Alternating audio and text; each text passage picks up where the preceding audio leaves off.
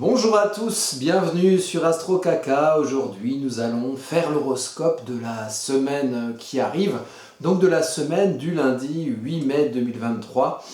Et on va en vivre quelques belles aventures en cette semaine qui est bien ancrée déjà dans le printemps, avec un signe du taureau qui va être bien mis en valeur.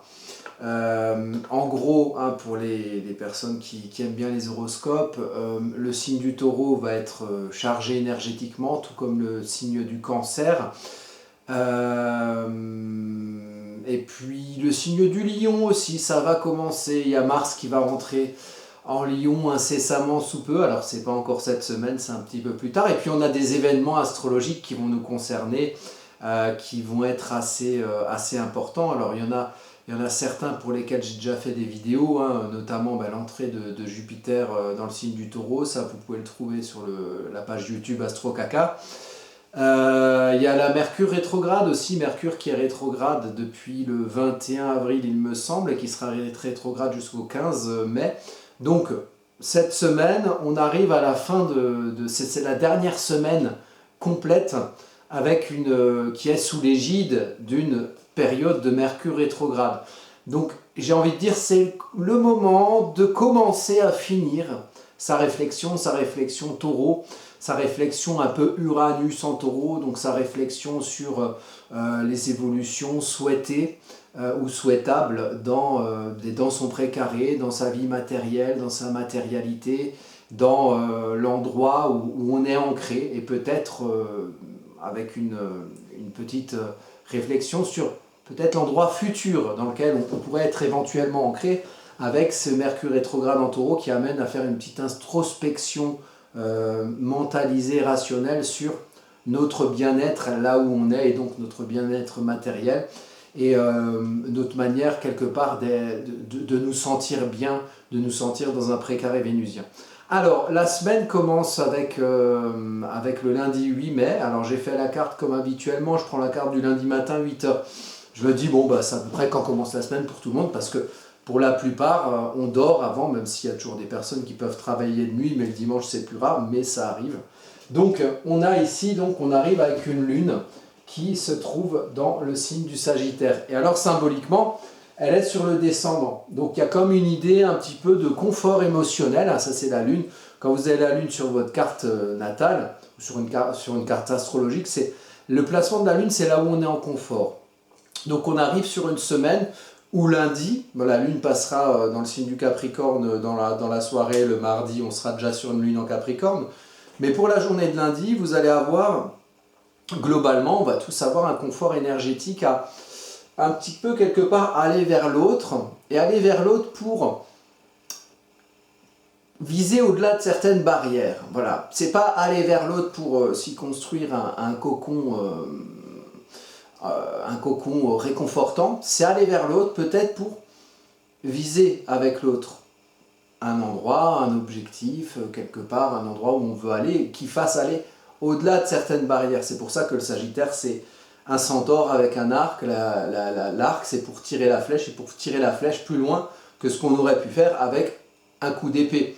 Puisque le Sagittaire, c'est quand même un signe de feu. Donc c'est un signe qui y va, c'est un signe de mouvement. Voilà. Donc il y a une idée de mouvement, peut-être par l'autre, peut-être avec l'autre, peut-être vers l'autre aussi, avec une notion de curiosité à ce qui est un petit peu différent de ce qui peut être habituel, de ce qui concerne un petit peu peut-être notre précaré taureau.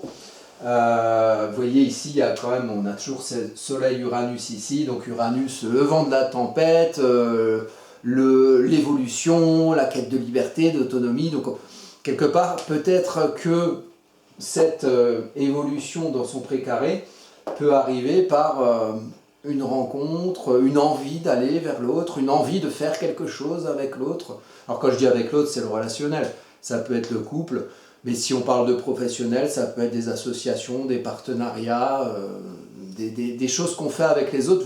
Quand vous pensez maison 7, pensez le signe de la balance avec deux plateaux. Avec un plateau, c'est le moi, et l'autre plateau, c'est pas l'autre, c'est le moi dans la relation avec l'autre. Donc c'est l'identité et le relationnel. et tout ça doit s'équilibrer. Et ici, il y a une idée de partir avec un ascendant Gémeaux ici, où bon, on va être quelque part enclin à diffuser, quelque part à diffuser, à communiquer ce qu'on est et ce qu'on pense de soi et ce qu'on comprend de soi, mais pour aller vers l'autre et viser quelque chose, et peut-être pas s'éparpiller. Peut-être quand on dit viser quelque chose, c'est pas viser n'importe où. Avec le Sagittaire, ça c'est le Gémeaux, il a tendance à être un peu dispersé. Quand on parle d'un ascendant, on parle toujours de l'ombre du signe pour en récolter la lumière. Et l'ombre du Gémeaux, ça peut aussi être la dispersion. Donc un des moyens de ne pas se disperser, c'est peut-être d'aller voir un petit peu au-delà de sa propre personne, les personnes avec qui on peut collaborer, ou sa moitié, son couple, ou les gens avec qui on est en relation intime, pour aller peut-être concentrer son énergie active pour viser juste et viser loin. Donc ça c'est un petit peu la journée de lundi. Donc les Sagittaires seront bien évidemment mis en valeur. Quand je dis Sagittaire, le soleil en Sagittaire, oui. Et puis si vous avez le soleil en Sagittaire, vous voyez, il y a, Mercure et Vénus Vénus n'a jamais à plus de 2 signes du soleil, sur n'importe quelle carte astrologique, et votre thème natal aussi. Et Mercure n'a jamais à plus d'un signe. Donc évidemment, si vous avez le soleil dans un signe, en plus vous avez des chances d'avoir Vénus et Mercure. Donc quand vous dites vous êtes taureau, vous êtes gémeaux, parce que vous avez le soleil en taureau ou en gémeaux, c'est important. Mais ça ne fait pas le tout. Et vous pouvez très bien avoir aussi une lune en Sagittaire, qui va aussi peut-être être mise en valeur par sa conjonction à un moment donné, dans la journée de lundi, peut-être dimanche soir, avec la lune du transit, donc du ciel de lundi 8 mai. Bon, voilà. Alors, ce qui est assez important ici, c'est qu'on a un aspect entre les deux, entre la lune et le soleil, qui est appelé l'aspect quinconce.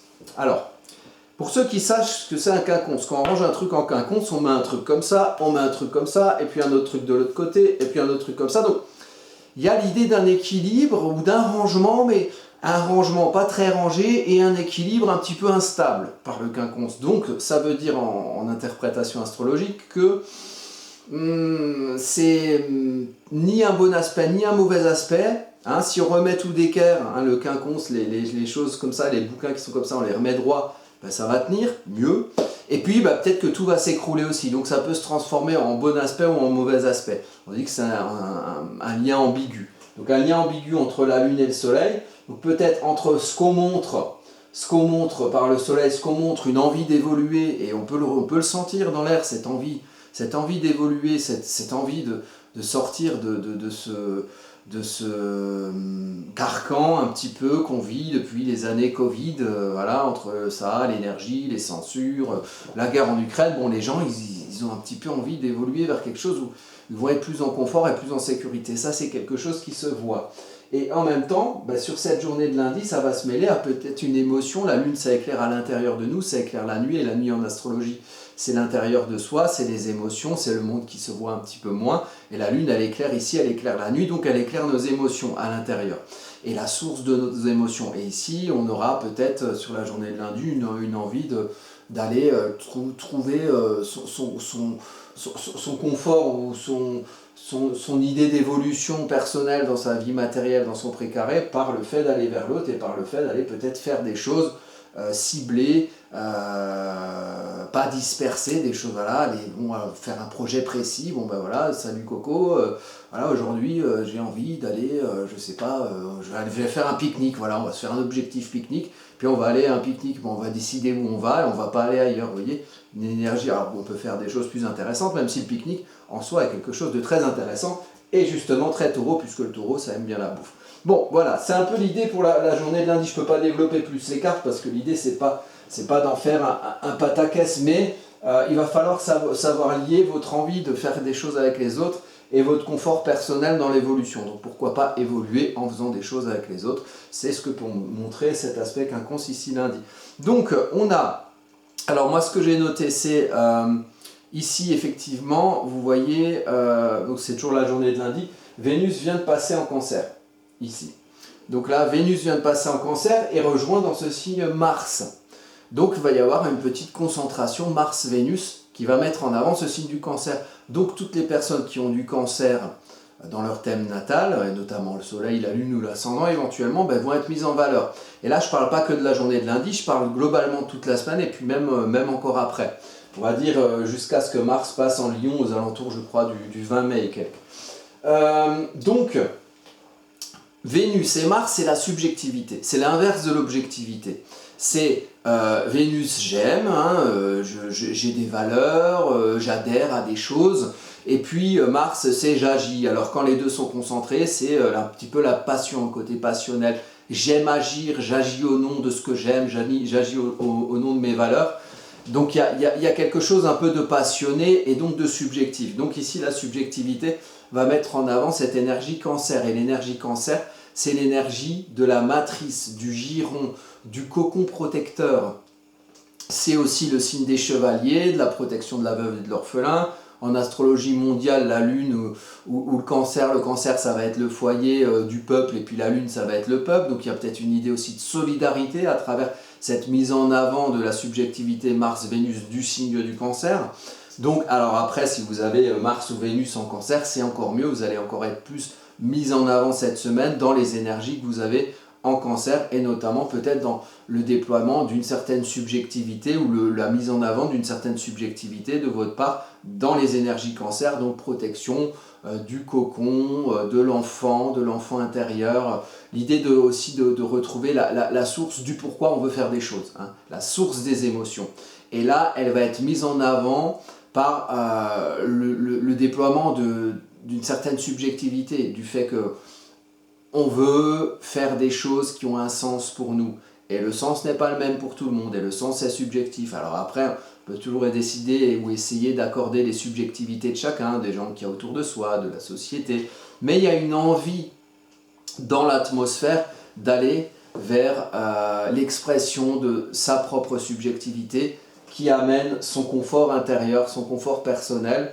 Et le cancer ici, et ça va être très important, un petit peu un fil rouge de la semaine, le cancer est maîtrisé par la lune. Donc à chaque fois, il y aura un lien à faire pour toutes les journées où la lune sera dans un signe. Par exemple, là, lundi, la lune est en Sagittaire, un lien entre le Sagittaire et le déploiement de la subjectivité cancer. Et il se trouve justement que le Sagittaire, il a un lien avec le cancer au sens des conditionnements. C'est-à-dire que le cancer, c'est quelque part, on se construit en tant qu'enfant.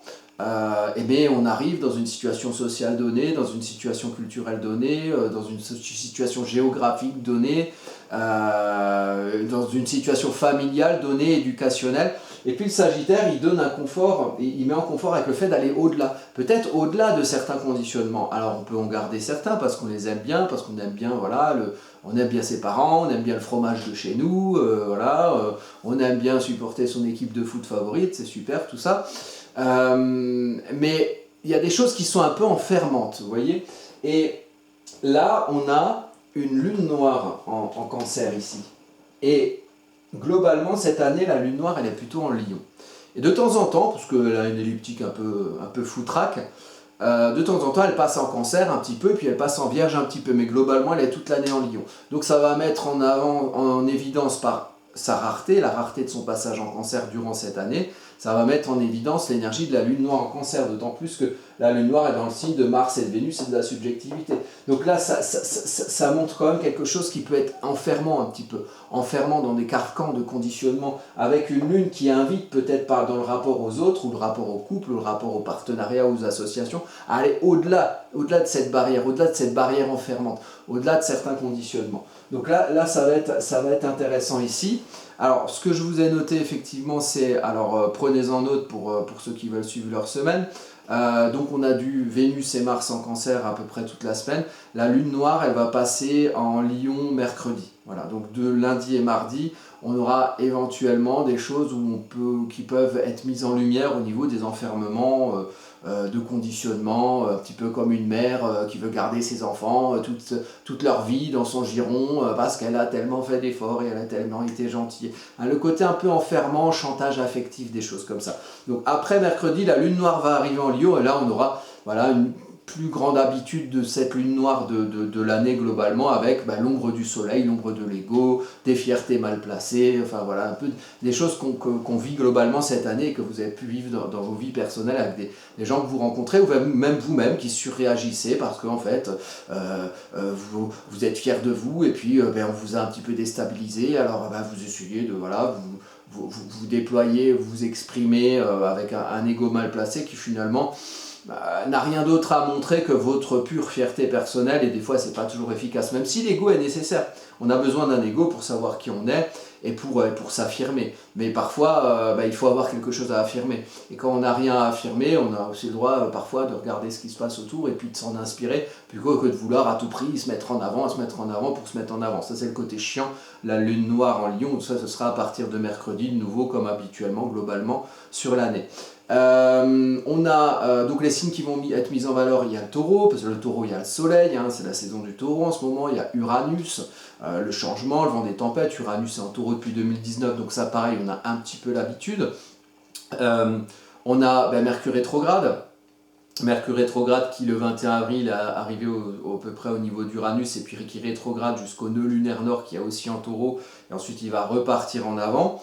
Donc ça ce sera à partir de la semaine prochaine. Donc on reste dans une idée d'introspection de sa compréhension personnelle et éventuellement le côté réfléchir avant d'agir, éviter de signer des contrats ou de démarrer des projets pendant une période de Mercure rétrograde. Peut-être attendez la semaine prochaine si vous pouvez, et puis si vous ne pouvez pas, on ne vit pas, des fois on fait, ça veut dire que si vous démarrez un projet pendant une période de Mercure rétrograde, faites attention aux quiproquos, aux incompréhensions, mettez un peu le focus là-dessus pour éviter de vous trouver dans de mauvaises situations qui peuvent être favorisées à ce niveau lors d'une période de Mercure rétrograde. Et donc le taureau est mis en valeur, le cancer parce qu'il y a Mars, Vénus et puis la lune noire jusqu'à mardi soir, et le lion parce que le lion on a Pallas Athéna, on va y revenir sur quelques cartes, on a Pallas Athéna et on a la lune noire, et je crois qu'on a aussi la lune noire et Pallas Athéna. Donc la lune noire, c'est l'ombre du signe qui a conscientisé comme si on avait quelque chose qui nous pesait mais qu'on ne voyait pas, et l'idée avec une lune noire c'est de le mettre dans le champ du rationnel, dans le champ du connu, pour comprendre qu'est-ce qui pèse sur nous dans l'ombre du signe où est la lune noire. Et Pallas Athéna, c'est la stratégie. Donc là, à un moment donné, il y aura une conjonction, je crois que c'est vendredi. Alors lundi 8, mardi 9, mercredi 10, 11, vendredi 12 mai. On aura une conjonction lune noire, Pallas Athéna en Lion. Donc là, ça va être important, on va en parler aussi. Et donc, la lune cette semaine, elle va être en Sagittaire lundi. À partir de mardi, donc de mardi à jeudi matin, la lune va être en Capricorne, donc là ça va mettre en avant l'énergie Capricorne, donc les personnes Capricorne donc qui ont des amas planétaires en Capricorne. Et puis la lune va être en Poisson à partir de samedi matin, on va terminer la semaine avec une lune en Poisson. Alors la lune en Sagittaire, c'est le confort avec l'énergie Sagittaire, c'est le confort avec le fait d'aller au-delà de certaines barrières. La lune en Capricorne, c'est le confort dans le fait de construire, dans le fait d'anticiper, dans le fait d'avoir une idée de durabilité. Donc on veut construire quelque chose qui dure, donc pour construire quelque chose qui dure, il faut que tout soit bien droit, donc ça demande du temps, ça demande de la rigueur, ça demande de la discipline, donc on est en confort avec tout ça, avec cette méthode-là qui permet ensuite de se construire des objectifs, de les anticiper pour... À partir du moment où on a tout préparé, on va droit au sommet de sa montagne et on réalise ses objectifs parce qu'on s'est donné les moyens de les réaliser. Le Capricorne, c'est un signe du cœur de l'hiver, donc il y a un peu de côté rigoureux. Ensuite, la lune en Verseau, parce qu'il y aura aussi une lune en Verseau, avant la lune en Poisson, bien évidemment. Donc la lune en Verseau, on va reprendre nos petites cartes. Alors la lune, mardi dans la nuit, lune en Capricorne. C'est à partir de jeudi. La lune passe en Verseau dans la nuit de jeudi, donc jeudi matin, très tôt dans le matin. Donc le jeudi matin, quand vous vous lèverez, la lune sera en Verseau. Donc là, ça va être une énergie de confort dans le fait de faire valoir son individualité, parmi toutes les autres individualités, et puis être en confort avec ce qu'on a dans son individualité de particulier, d'exceptionnel, d'original. Hein, le côté je fais pas tout comme tout le monde quelque part. Donc ça va être mis en avant avec aussi une mise en avant du côté les relations aux autres, les réseaux relationnels, hein, la compréhension de l'existant en termes de relations connecté à nous, et puis nous, l'idée de tirer son épingle du jeu là-dedans, nous comprenant, nous, en tant que particularité, au sein des réseaux communicationnels qui sont autour de nous. Ça, c'est la lune un confort émotionnel avec ces notions-là, c'est la lune en Verseau. Et puis, la lune en Poisson à partir de samedi, donc ce sera jeudi et vendredi globalement, la lune en Verseau, et puis la lune en Poisson à partir de samedi, où là c'est une lune beaucoup plus éthérée, où on est beaucoup plus en confort avec la notion des atmosphères émotionnelles ambiantes. Il y a quelque chose de beaucoup plus global avec le signe du Poisson, là où le Verseau c'est beaucoup plus individuel ou individualiste, donc on se comprend en tant qu'individualité en Verseau. On est en confort avec ça, avec une lune en Verseau, alors qu'avec une lune en Poisson, on est en confort dans une synthèse, dans une globalité, dans le fait de s'inclure dans quelque chose de commun, dans quelque chose de global, et dans une espèce d'empathie globale, émotionnelle, où on fait partie d'un tout, quelque part. Donc ça, ce sera plutôt pour ce week-end. Donc les lunes en Poisson, la lune en Poisson, ça donne aussi une bonne capacité d'adaptation aux émotionnels, donc aux personnes qui y a autour de nous. Maintenant, il ne faut pas s'oublier. Et ça, c'est le Verseau. Il permet de faire ça par rapport au Poisson. Le Verseau, il permet de ne pas oublier qui on est soi. Et puis le Poisson, il permet de ne pas oublier non plus qu'on n'est pas que soi. On est aussi un univers global dans lequel on s'insère et on s'inclut. Donc voilà, alors ça c'est pour les passages de la Lune. Donc j'ai fait quelques petites cartes. J'ai fait notamment, alors il y a la carte là ici, c'est de lundi matin. Ensuite, j'ai fait une carte pour le mardi 9 mai, parce que le mardi 9 mai, donc exactement à 21h39, nous avons une conjonction Soleil-Uranus exact. Donc j'ai fait 21h39, c'est le moment de la conjonction exacte. Donc vous avez ici Soleil et Uranus, qui va être pas loin du descendant, au moment de la conjonction exacte, avec un ascendant Poisson. Donc, vous voyez, tout à l'heure sur la lune de lundi 8h du matin, on avait la carte de lundi 8h du matin, on avait la lune en Sagittaire proche du descendant. Et puis il y avait un quinconce avec Uranus et Soleil qui était de l'autre côté, du côté de la maison 11. Et ici, on a symboliquement ces planètes-là qui étaient liées à la lune en Sagittaire ici, qui sont revenues du même côté, donc ils l'ont rejoint. Donc il y a peut-être un cycle qui se fait entre lundi et mardi soir, ou peut-être qu'on aura réussi à lier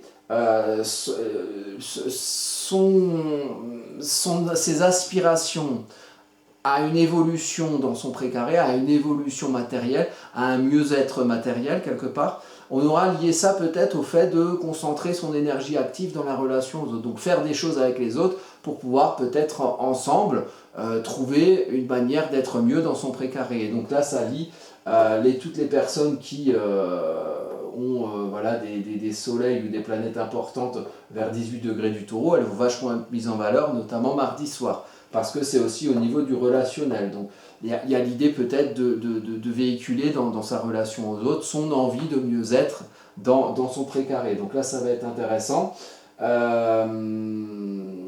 Et ensuite, si on continue, on a, donc ça c'est mardi 20, alors notez-vous-le, mardi 9 mai, 21h39, une conjonction Soleil-Uranus. Ça arrive chaque année une fois, là c'est cette fois-là, et ça met en avant l'esprit d'évolution, de libération, d'autonomisation, le côté libre un petit peu, côté un peu révolutionnaire d'Uranus, mais révolutionnaire en Taureau, donc révolutionnaire dans sa manière dans son mieux-être. Uranus est en chute en Taureau, parce que le Taureau il aime bien avoir ses petites habitudes dans son précaré, sauf que depuis 2019, les petites habitudes dans son précaré, elles sont bien bousculées. Vous avez vu ce qui s'est passé depuis 2019, entre le Covid, la crise énergétique, la guerre en Ukraine, voilà. Je pense qu'on en a vu des vertes et des pas mûres, et que le Taureau il a bien été secoué.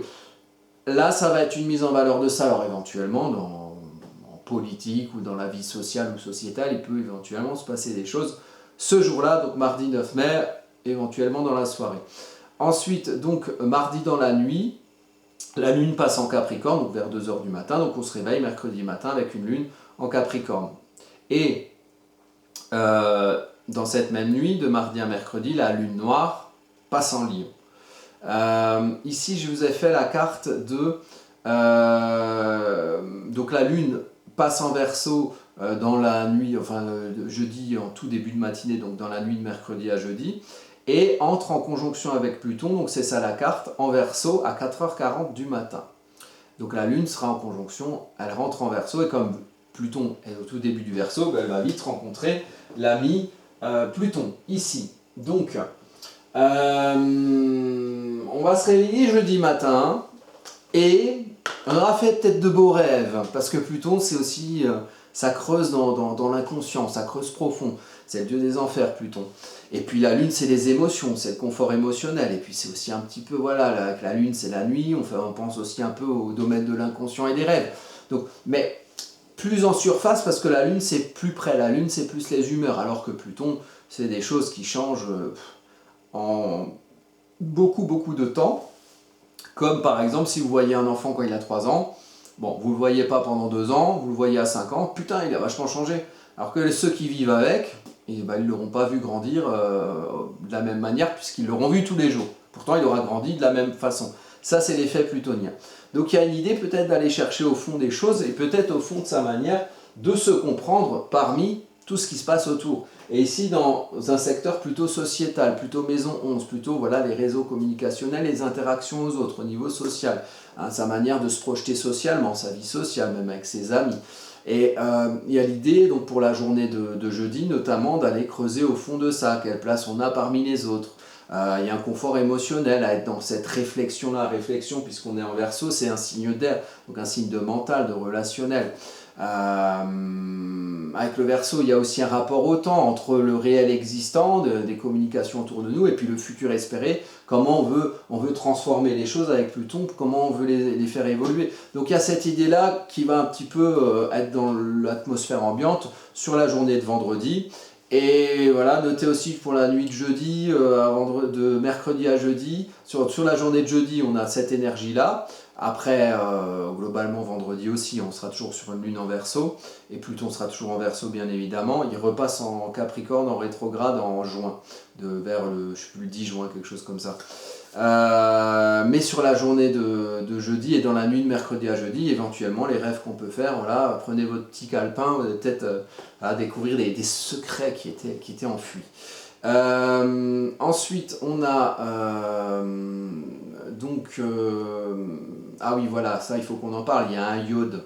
J'aime bien ces figures, les iodes. Alors, le iode, pour ceux qui ne savent pas ce que c'est un triangle isocèle qui est fait de quinconces ici. Donc là, on a 2 quinconces, un là et un là. Et ici, on a un sextile.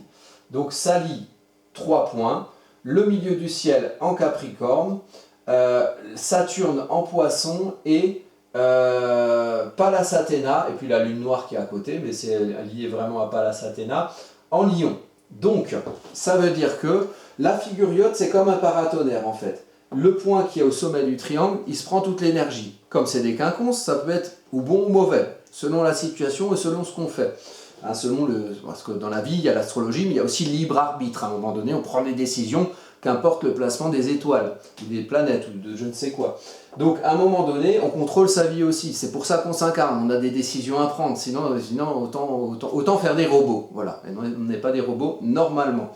Donc, du coup, Pallas Athéna, donc la stratégie, qui est un petit peu brouillée par la lune noire. Donc, peut-être que... Et puis, en plus, c'est en Lion.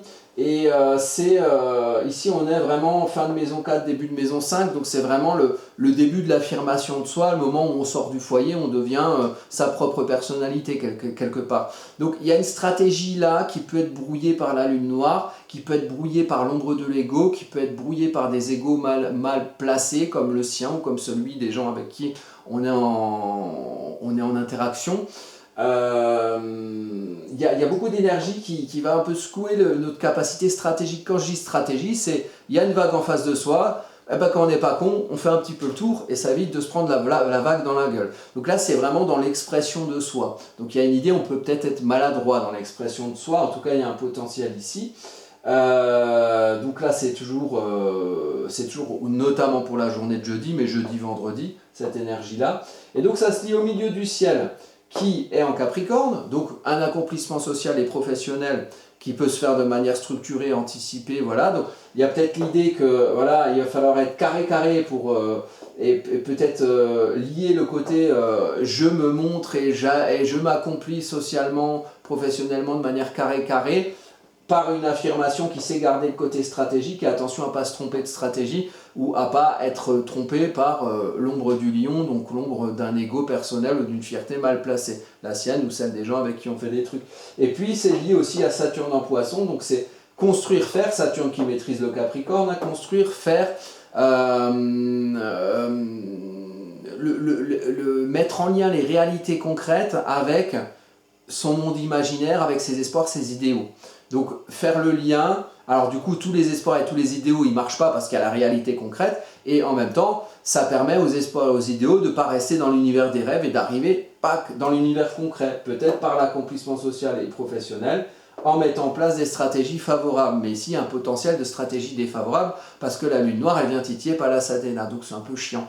Donc faites attention à comment vous vous exprimez, comment vous vous affirmez, notamment dans la journée de jeudi, vendredi, toujours avec cette lune en Capricorne, avec cette lune en Verseau avec Pluton, donc peut-être en éclairant ce qui se joue émotionnellement pour vous au fond des choses, à partir du moment où vous faites des choses, notamment si vous avez des choses à faire au niveau de votre travail, au niveau de la place sociale que vous occupez, construire des choses durables. Attention à votre manière de l'exprimer, de vous exprimer par rapport à ça, peut-être dans cette journée de jeudi à vendredi. Ensuite, j'ai fait une carte, donc là c'est la conjonction exacte entre la lune noire et Pallas Athéna, donc ce sera vendredi à 12h37, donc on reste dans cette énergie-là.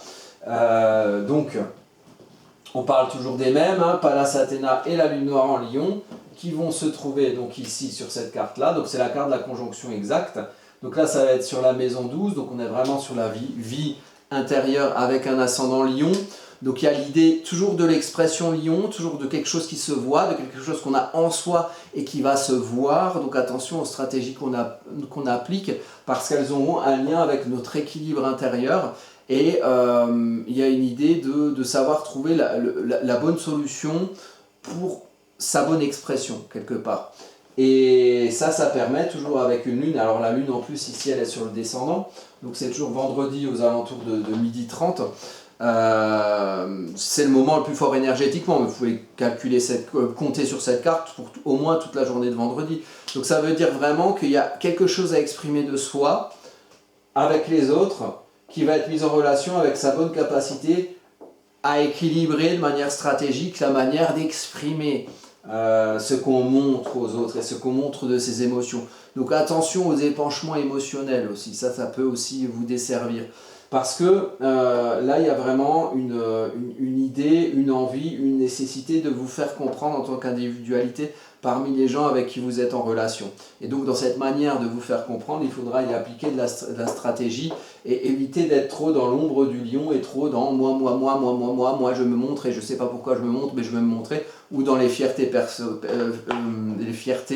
mal placées, ou peut-être que si ces jours-là, jeudi ou vendredi, vous êtes vexé pour quelque chose, peut-être que ça vaut le coup un peu de prendre du recul et de ne pas tout de suite vous exprimer, ou peut-être écrivez les choses que vous ressentez avant pour vous dire, bon voilà, il y a ci, il y a ça, enfin poser la situation plutôt que vous exprimer un peu trop du tac au tac parce que ça pourrait vous desservir, notamment par le fait qu'on est en période de Mercure rétrograde. Et puis, samedi 13 mai, on a Lune Saturne. Alors, ça va se trouver ici. La Lune passe en Poisson, donc samedi matin, la Lune sera en Poisson. Et samedi, aux alentours de, je ne sais plus l'heure, quelle heure c'était ça 17h, voilà. Vers 17h, la Lune arrive en conjonction exacte avec Saturne. Donc, on a alors on avait la Lune Pluton dans la nuit de mercredi à jeudi, et puis on a la Lune Saturne le samedi à 17h. Bon, Alors bon, c'est pas les meilleures planètes pour la Lune, hein. Pluton, c'est la destruction, et puis Saturne, c'est la construction, mais un peu restrictive, un petit peu limitante. Alors que la Lune, c'est des émotions à l'état pur, euh, c'est le confort émotionnel, donc le confort émotionnel qui rencontre Pluton, bon, hein, le confort émotionnel il est un peu secoué, mais en même temps on est en confort émotionnel avec le fait d'être secoué. Et puis la Lune qui rencontre Saturne, on est en confort émotionnel avec le fait de construire quelque chose, et avec une certaine notion de rigueur. Donc la Lune qui en soi est plus, voilà, plus empathique, plus artistique, ben là ça vient plomber là, le côté saturnien. Et en même temps c'est bien, parce que toujours dans cette idée, Saturne dans un signe d'eau, hein, on met les espoirs, les idéaux, la source de nos émotions à l'aune de certaines réalités concrètes. Et il y en a besoin, parce qu'on ne vit pas dans le monde des bisounours ou dans la forêt des rêves bleus, on vit dans le monde réel où tout n'est pas tout joli. Et à un moment donné, ben, il faut quand même savoir exprimer ce qu'on est, ce qui fait sens pour soi, même dans ce monde-là. Et on est capable de le faire, et c'est d'ailleurs une des raisons pour lesquelles on s'est incarné, ça tombe bien. Alors ici, ça va être mis en valeur, vraiment beaucoup d'émotions, le poisson et la lune qui se joignent à Saturne. En plus, on a Neptune qui est toujours, hein, depuis 2011, en domicile en poisson. Donc une énergie émotionnelle forte, une vraie quête de sens, mais mise à l'aune de quelque chose de constructif. Et ça sera vraiment cette énergie mise en valeur samedi, dans l'après-midi et durant toute la journée de samedi, et même pour le week-end. Donc disons que vers dimanche, la Lune se rapprochera plus de Neptune, mais Saturne sera toujours en poisson. Donc il y a vraiment cette idée qui va être mise en avant ce week-end. Donc là, les poissons, les personnes qui ont beaucoup de poissons dans leur thème seront mises en valeur ce week-end. Y a vraiment une idée de savoir concrétiser quelque chose qui fait sens pour soi. Et même si on est encore dans la gestation, même si on est encore dans la gestation de son idée, hein, le Saturne ou le Capricorne, c'est aussi l'idée de faire son plan, de préparer, de ne pas être dans l'impulsion martienne où tout de suite on veut faire. Non, on réfléchit, on est en gestation. On est en gestation d'un plan quelque part durable. Donc voilà, c'est toutes ces notions, voilà, qui seront là présentes cette semaine, avec une semaine qui démarre sur une lune en Sagittaire. Puis on passe à la lune en Capricorne pour la journée de mardi et de mercredi. À partir de jeudi matin, on est sur une lune en Verseau. Et à partir de samedi, on arrive, et pour le week-end, on arrive sur une lune en Poisson. Ensuite, lundi prochain, patatras, Mercure repasse en mode direct. Il y aura une énergie un petit peu d'impulsion comme ça. Et peut-être on aura rongé notre frein un petit peu plus pour faire de l'introspection sur ce qu'on comprend avant de le diffuser, réfléchir avant d'agir. Ben là, il y aura peut-être des paroles qui sortiront très vite. La journée de lundi, donc ce sera le 15. Et puis le 16, mardi 16, Jupiter passe dans le signe du Taureau. Donc là, c'est un gros événement astrologique, hein. Jupiter change globalement de signe tous les ans, donc c'est pas tous les jours, donc il y a quelque chose qui se passe. Et puis Jupiter n'avait que trop traîné en bélier, parce que vous avez vu, tous les gens étaient un peu énervés, Jupiter il est un peu expansif, et puis le bélier il est un peu combattant. Vous avez vu qu'il y avait pas mal de manifestations ces derniers temps. Donc voilà. Je voulais vous montrer certaines vidéos qui ont un lien avec tout ça. Donc vous avez la vidéo ici. Est-ce qu'on la voit? Je pense pas qu'on la voie. Hop, je mets ça. Alors vous avez la vidéo ici, Mercure rétrograde.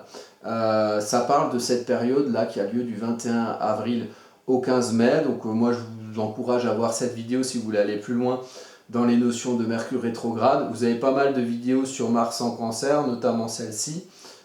Est-ce qu'on la voit? Est-ce que l'on voit? C'est ici. Mars en Cancer. Et puis sinon, beaucoup plus loin, donc il faut aller, parce que je l'ai faite il y a longtemps, il y a une vidéo sur Jupiter en Taureau.